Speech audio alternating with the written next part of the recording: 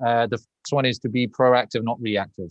I think that that's been demonstrated all the way throughout today, that if you are proactive and you think about things beforehand, I've demonstrated it myself quite a few times in a relatively negative way. If you're proactive rather than reactive and waiting to do something, you're going to get around better.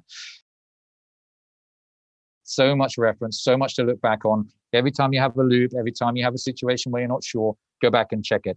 Because those lectures, 2.5 hours of lectures in the morning, there were a lot to follow, like so much information there in between.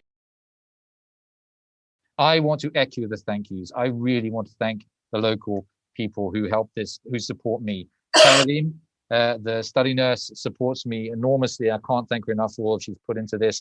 Yolene, Ewood, Maureen, the three nurses that you've seen in the room today, really supportive of me, really supportive of this kind of activity, and to our supportive sponsors and partners. If you liked what you saw today, please stay tuned. We have more courses on the site.